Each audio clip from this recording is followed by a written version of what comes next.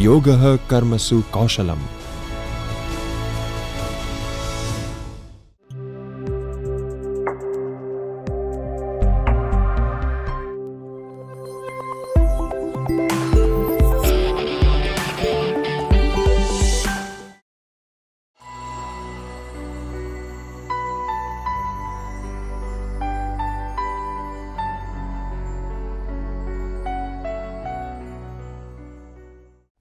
Hi, welcome to the 20th session in our course HRM for non-HR managers. In the previous session, we have discussed managing employee separation. In this session, we will introduce the meaning of surveys as a tool of collecting data in a systematic attempt. We will discuss different type of employee surveys conducted by managers. Finally, we will present the process of conducting employee survey. Let's begin with introduction. As you probably remember from our earlier discussion, an organization continues to evolve through its life cycle from launch, growth, maturity and onwards.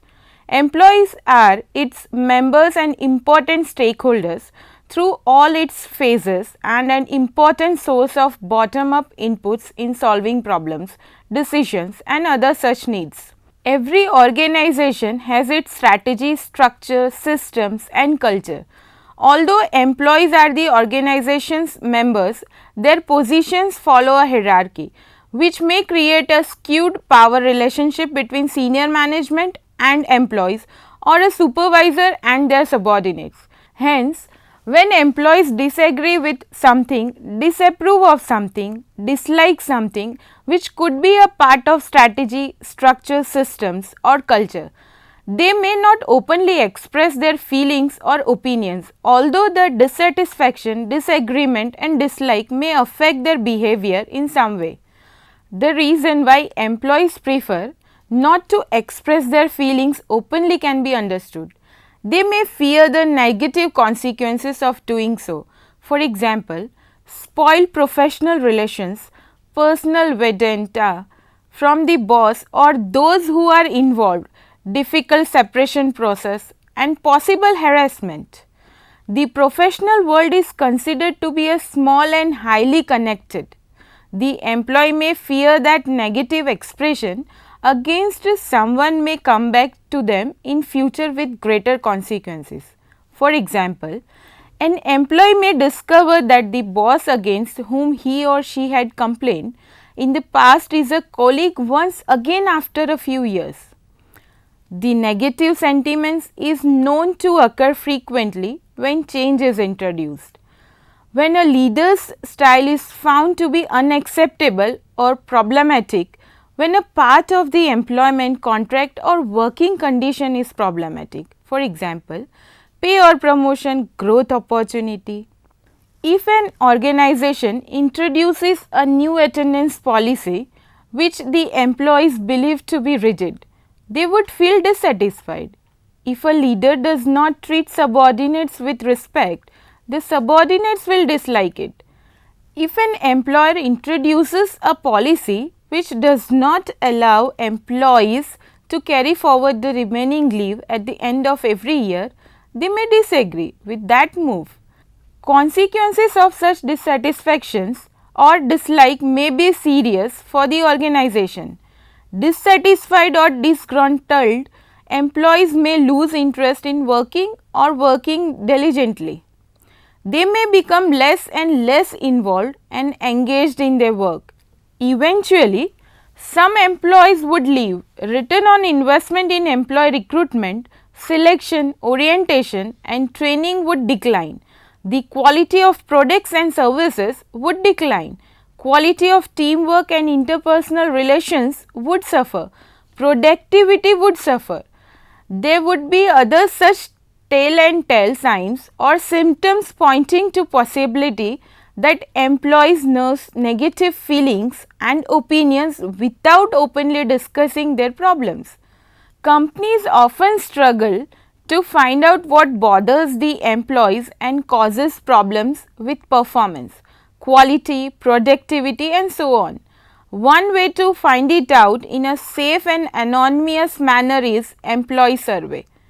The need for surveys is not exclusively rooted in negativity. Sometimes the management wants to discover what the employee perceptions are about the organization's strengths, the positive aspects that they appreciate and wish that the management would continue them. In large organizations, information from the lower levels often comes through a layers in between.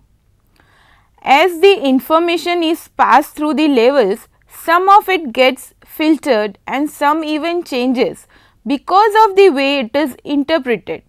Sometimes, some manipulation of information may also be involved. Hence, when senior managers wish to tap directly into employees' perceptions, beliefs, sentiments and opinions, they need to ask them directly. If the organization is small, those employees may be called in a room and be asked. At the time, again the factors such as fear and hesitation may prevail. Hence, employers conduct survey to collect the information systematically from the employees. Next, we will understand the meaning of surveys. Survey is a method of collecting data from a relatively large number of respondents using the same set of questions on a topic or topics and then describing their responses. Most questions in a survey are formed in such a way that they enable statistical analysis of responses. When the responses are collected, analyzed and interpreted, a phenomenon can be described and understood with clarity. For example, management may be interested in knowing why people leave the organization before completing 6 months in the organization or how satisfied they are with their work, their interrelationships and various other aspects of the organization. A survey can also reveal the cause and effect relationship shared by the factors covered by the study. For example, introduction of a new policy and employee engagement. Surveys could be also conducted to collect responses from the customers, suppliers or just about any stakeholder group. In this session, we are focusing on employee surveys. It is possible that the managers within the organization would not have expertise in conducting surveys. In such cases, external consultants or agencies are hired. Employee surveys are also conducted as a part of a larger exercise of improving organization's performance or solving some of the serious problems such as turning around a falling organization. Many organizations regularly conduct employee surveys even if the organization is performing satisfactorily to get feedback on and measure employee morale, employee engagement, satisfaction and attitudes among other sentiments, feelings and opinions. The list here summarizes the reasons why most employers conduct employee survey. First, to easily figure out employee sentiment. The employees can express which aspects of their work they like and which aspects they do not or even hate. For example, the employees might love the fact that as a part of continuous improvement drive in the organization, the monthly gatherings include felicitation of the employee whose suggestion has been the most valuable. At the same time, they may hate the fact that the time office marks them late even when they are later by 5 minutes, but when they leave office later by half an hour, it is not considered. Next, to give voice to employees and build trust. When employee opinions and views are invited and when management takes action based on what the employees expressed through the survey, it builds trust. Employees also value the fact that they have a voice in what happens in the organization. Next, to provide drive and direction to the organizational growth and change. If, for example, the employees express through the surveys that they are dissatisfied with lack of coordination among different departments of the organization, the managers can investigate the current status and the extent to which the coordination is lacking. They can investigate the reasons why coordination is inadequate. There can be structural problems or others. Finally, they can take measures to ensure adequate coordination which will result in saving time, cost and improved outcomes. Next, to collect information relatively quickly and economically. Surveys are considered effective and economical provided they are properly designed, well administered, have been tested for validity and reliability. To track data over time, when surveys are conducted regularly, they generate information over time. This creates a perspective of how things evolve over time. For example, managers may discover that the team spirit has been declining slowly over the years as the organization grows. Next, assess the variables of interest. The managers may be interested in tracking employee satisfaction, attitudes, morale, engagement or such variables. Surveys also help managers find out why employee turnover is high. It is not unusual that managers would conduct another follow-up survey after the first survey. Next, compare departments or subunits of the business.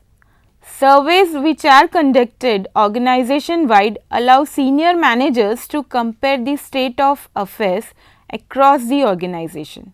For example, 10 out of 12 employees of one specific division may be dissatisfied with the leadership style of their division head.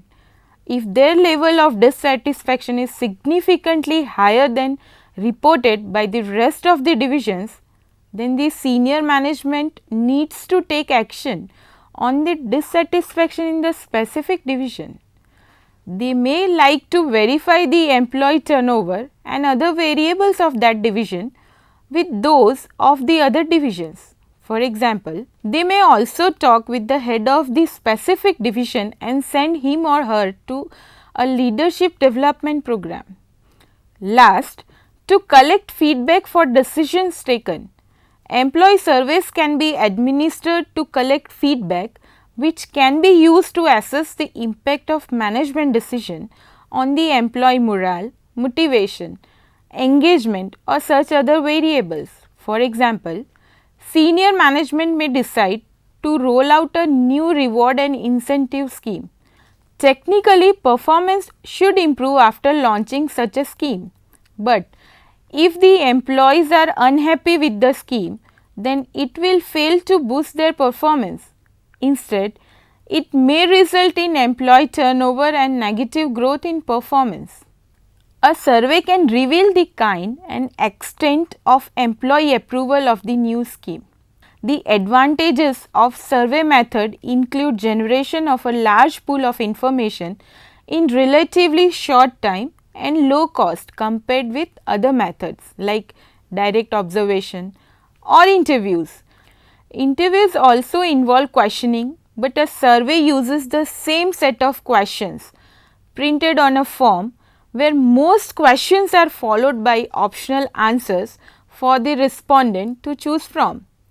This allows the surveyor to retain control over the data provided by the respondent, and it also makes data collection and analysis much faster depending on its design.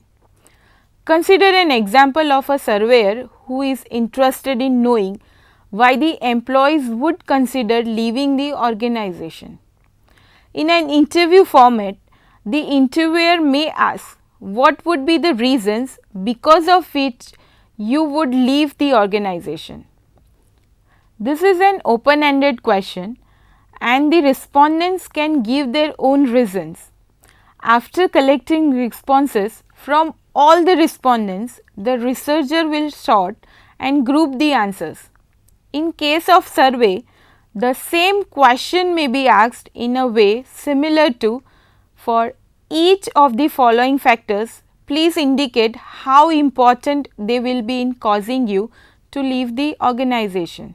You can see table on your screen in columns number, factor. Very important, somewhat important, neither important nor unimportant, somewhat unimportant, very unimportant. In rows, number 1, salary, number 2, relation with supervisor, number 3, growth opportunity, number 4, possibility of transfer, number 5, lack of challenge.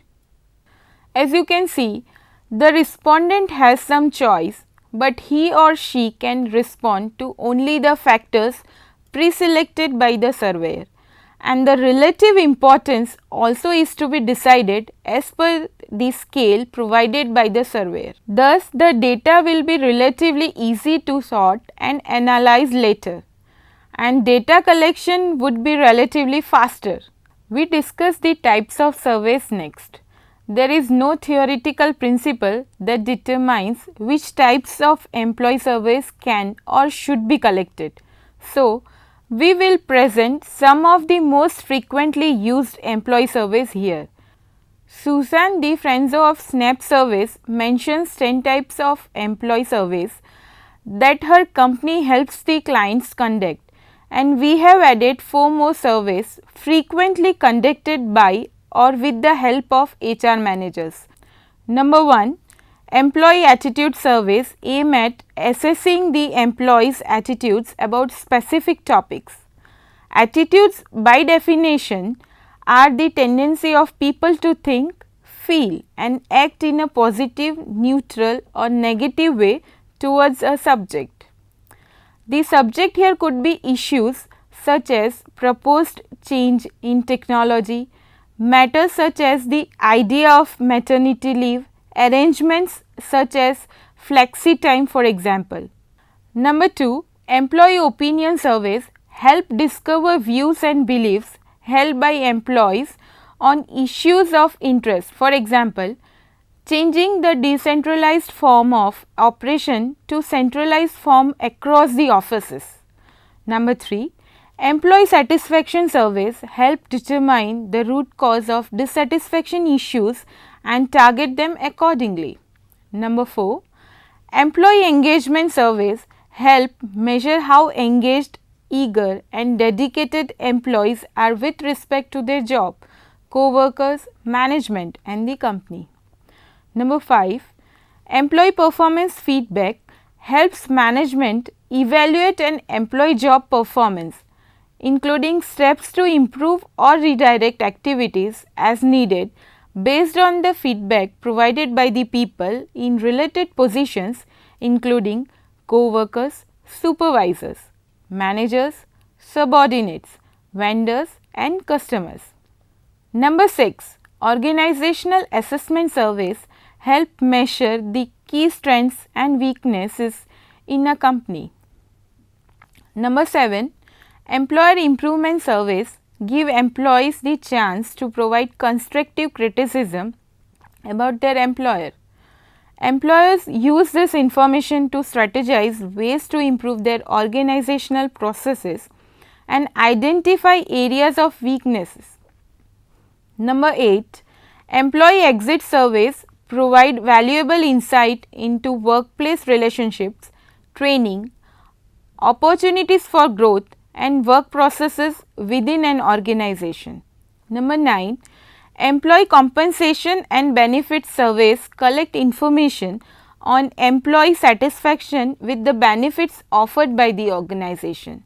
Results of this survey helps managers tailor benefit plans closer to the needs and expectations of their employees. Number 10, professional development surveys ask employees if they feel they have been given the proper training and development tools to advance their professional career goals in the workplace. Number 11, training needs assessment collects data usually from the supervisors as well as their subordinates to identify gaps in performance. You may remember from our discussion in the session on training and development that performance gap is between performance expectations and actual performance. These gaps are later related to employee skill, knowledge and abilities to design training programs. Number 12, Training evaluation collects evaluation from the employees who attended a training program about the extent to which they found it satisfactory. The information collected in these surveys help determine improvements in the training programs and decide whether to discontinue it. Number 13. Climate survey of organization helps gauge the employee's perception related to a range of workplace dimensions such as role clarity, relations between employee and management, communication, performance and reward system, career development, decision making or coordination, innovation, relationships, teamwork and support, conflict management, quality of service, future direction and morale strategy. Number 14. New hire surveys help the managers to understand how they perceive the organization and what gives the company a competitive edge.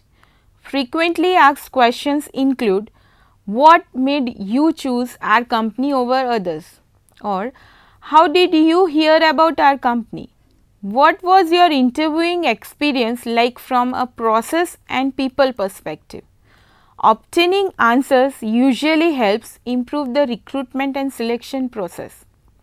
We realize that this is not a course in research design and methods, so we are going to discuss in a very preliminary manner the steps to follow if you wish to conduct one within your organization. Number 1. Objective of the survey. The first step to determine is why the survey is needed. Does the surveyor want to simply understand what or how, or is the survey being conducted to find out why? The questions to be asked will be different based on the objective. You can perhaps understand that the what and how types of questions usually ask the respondent to describe. But the why type of questions require causality to be established between a set of variables. Usually, it is rare that a single person will be in charge of designing and conducting the survey. Meetings of the people in charge are held to determine the objectives. This step ensures that all the relevant information is gathered in the manner that best fits the need of data. Number 2. Survey design. Taking a step further from the objective, determine what information will have to be collected so that the survey objective can be fulfilled. If the objective of the survey is to measure employee satisfaction, then all the variables which constitute satisfaction will have to be included in the set of questions to be asked. It is important to note that this step requires clear understanding of the concept of employee satisfaction and the contemporary research on it. At the same time, it is also important to understand the organizational context within which satisfaction is being proposed for measurement. Number 3. Developing questionnaire is the next step for the survey. Based on the review of literature and understanding of the organizational context, a list of questions is prepared. Example, a questionnaire used for employee opinion surveys contains different dimensions of the organization. Example, teamwork, communication, leadership, management, initiative, compensation. That is not enough. It is important to know that question can be asked in different ways. For example, it can be a yes or no question, or it can ask the respondent to choose from multiple options. Sometimes the respondent can choose more than one options, but sometimes they can choose only one. Open-ended questions allow the respondent to answer the question in a descriptive manner, but sometimes word limit is given, for example, answer in less than 50 words. Conditional questions invite the answer subject to prior information or some condition. For example, a question may first ask the respondent to choose how long they have been working with the company. The respondent may be asked to choose from the options such as number 1, more than 1 month to 6 months or less. Number 2, more than 6 months but less than 12 months. Number 3, more than 1 year.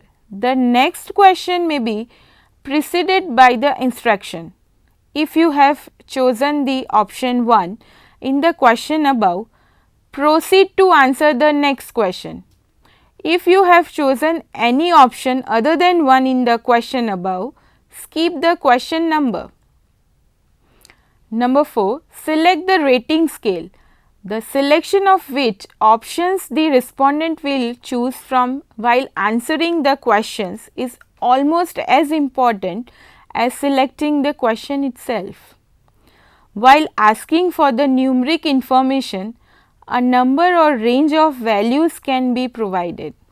While constructing a questionnaire for a survey which involves qualitative variables such as opinions, sentiments, feelings, attitudes, and such a scale known as Likert scale is used. You can see some examples on your screens. Strongly agree, agree, neither agree nor disagree, disagree, strongly disagree, excellent, good, fair, poor, all of the times, most of the times, some of the times, hardly ever, never, to a very great extent, to a great extent, to some extent, to a very little extent, to no extent at all. Very satisfied, satisfied, neither satisfied nor dissatisfied, dissatisfied, very dissatisfied. It is important to understand whether the Likert scale you use will have 4 points, 5 points or 7 points. As you can see in the options, an even numbered scale does not allow the respondent to choose a neutral position. A wider scale with 5 or 7 points allow the respondent to choose from among a more finely defined state of mind, whereas 3-point scale allows only a broad range to choose from. Number 5, questionnaire review involves close examination of a survey just designed. The review is for improving the quality and accuracy of questions and to increase the likelihood of collecting information which will lead to reliable and valid conclusion. Number 6, pilot study and data collection refers to small versions of a whole study, also called feasibility studies, as well as the pretesting of a specific research. This will help to identify poor question sequencing or wording, as well as errors in layout problems may cause the respondent's inability or unwillingness to answer the questions. Usually, 30 responses are collected and analyzed for the pilot study. Revisions are made as required and then the final survey is conducted.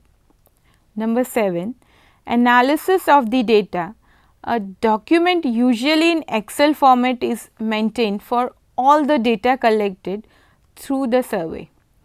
Descriptive statistics are worked out to present averages, percentages or numbers using histogram, pie charts or such other formats. When required, correlation, deviation and causality are worked out and other complex statistical tests may also be performed. The data can be analyzed at different levels for the entire organization, departments or divisions and specific teams and individuals to evaluate the group and organizational strengths and weaknesses. Number 8, ensuring confidentiality of participants. Steps must be taken to ensure the confidentiality of the responses and feedback. There are different ways to ensure anonymity. For example, the questionnaire may never ask for the name or any identifying information of the respondent. Also, feedback ratings from several employees may be combined in some fashion, say as an averaged, to mask the identity of the individual employee. The confidentiality helps ensure that the results are genuine. Number 9. Put a report together. Statistical analysis is not how information should be reported to management. The needs of the stakeholders who will be using the analysis should be understood, and the analyzed data should be put together in a form that facilitates understanding and decision based on the report. The length of detailing and of the report itself should be decided judiciously. Number 10. Plan of action. If you are the receiver of the report, an action plan should be put together. Sometimes a follow-up action is chosen. If you are writing the report for someone else, based on your analysis, you may recommend a plan of actionable step and a contingency plan as well. With this, we conclude this session here today. We will be sharing some examples of surveys on our online content section of this course. If you have any question or comments, please post them in the online forum. We will see you soon for the next session. Until then, goodbye and thank you.